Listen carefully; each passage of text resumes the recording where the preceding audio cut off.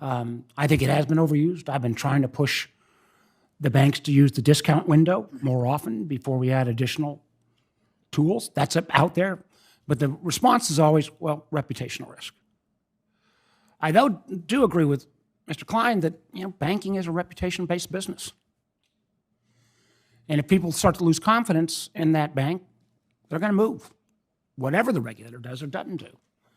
And that's why I got to ask, rhetorically at least, and perhaps to my colleagues, the United States dollar and the United States government and the full faith and credit are all build up the reputation of the United States of America. Now, if any of your institutions suddenly let somebody into your payment system that had no background in banking, that had no understanding of money flows, that suddenly gets an ability without any screening to look at all of your customers' personal banking information, I believe that would cause reputational risk. And that is exactly what is happening in the United States Treasury at this moment in time. We don't know if the DOGE crowd, there is one person that maybe has a clearance, the others, we have no freaking idea. But the ability, and we don't know for sure whether this is a read-only ability or read and write, which in past the legalese means that person could potentially go in and alter code or manipulate payments.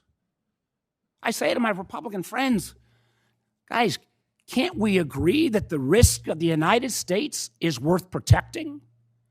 And the idea that we've got people potentially manipulating our payment system that we have no idea. And we're going to sit silently by? This isn't about efficiency. This is about the kind of payment system we're going to have in our country. If any financial institution let unscreened individuals into their payment book or into the private banking information about their customers, Mr. Klein, I believe their reputation would go straight to hell. Absolutely, Senator. I worked in the Treasury Department for almost 4 years with a top secret clearance. I was going nowhere near that. And as you point out, this is not about efficiency. If you wanted to make the Treasury system more efficient, you would move it to a real-time payment network. Should have been done years ago. You wouldn't just sit there and take read access to look at every single payment the U.S. Treasury Department does. Any bank that did that to their customers would be in deep violation. Well, it's also the fact that, the payment system in the Treasury, that's not where determinations are made about whether something is illicit or illegal. That is actually the subject matter expertise resides at the agency that has oversight. Yeah. I just say, come on, guys, this is about the full faith and credit of the United States. It is about our reputation in the world.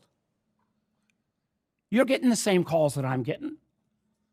They don't identify whether they're Democrats or Republicans, but these programs that may or may not be arbitrarily eliminated by somebody that we don't even know who they are. Efficiency, sign me up.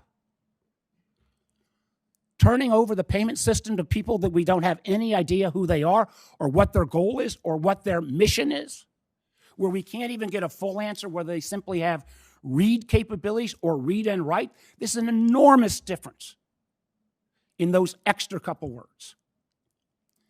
And I just feel, Mr. Chairman, this ought to be something that we as the banking committee that are looking at the Treasury, we ought to jointly want that. There's a 25-year-old there. I've read about him in the news. I don't know the individual. I don't have the slightest idea if they got security clearances. I will tell you this. Mr. Gannon, I was going to ask you about something on crypto that I'm not going to be able to get to. I look forward to working with Senator Loomis on how we promote innovation but don't overdo on the risk side. And I think we can do much better than we've done so far. But I have to just tell you, as somebody that was chair of the Intelligence Committee and now vice chair and take that role incredibly important, the notion that somebody maybe arbitrarily put out these payment flows for something that looks kind of funky, but they don't have any idea what it is, will hurt our national security. Because candidly, and this is not classified, we fund things sometimes under a cover. We put out this information, and the bad guys find out about this. People's lives are at risk. And I implore you all as experts, I implore my colleagues, this should not be a partisan issue. Let's get to the bottom of who these people are, what kind of clearances they have, and make sure that we don't put in further jeopardy the risk and reputation of the United States government, which I believe is under immediate and imminent attack from these unsanctioned individuals. Thank you, Mr. Chairman. Thank you, Mr. Warner. Before I go to Senator Kennedy, I do want to respond to your comment there, Mark. The Treasury just put this out. Importantly, the ongoing review of Treasury systems is not resulting in the suspension or rejection of any payment instructions submitted to Treasury by other federal agencies across the government. In particular, the review at the Physical Services does not cause payments for obligations such as Social Security and Medicare to be delayed or rerouted. To be clear, the agency's responsibility is for making the payments, always drives the payment process. Currently, Treasury staff members working with Tom Krause, a Treasury employee, will have read-only access. Just to Mr. Chairman, help some of do you know, Mr. Chairman, I'd just like to ask. Sure. So you are saying that it is read-only and not read and write. That's what Treasury just put out. And do you know the identity of these individuals? Mr. Krause is a known quantity, and he's got security clearance. The other individuals who've been reported in the press, do they have security clearance, sir? I'll just say this. And do you want that individual without security clearance to have access to all that information? Yeah. I was clarifying a comment you made, number one. Number two, I would simply say that under the Biden administration, we had no clue who was doing what most of the time. Mr. Kennedy.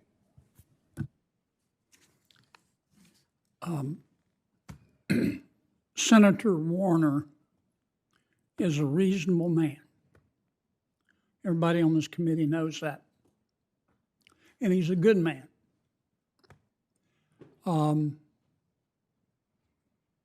And I understand he's interested in process, and I'm not saying that process isn't important. But if the United States of America has been taking taxpayer money and using it to produce a transgender opera in Colombia, then I want to know about it. And I'm glad to know about it. And it seems to me that that's the main issue with respect to all of this. And I look forward to talking further with my friend, Mr. Warner, about that.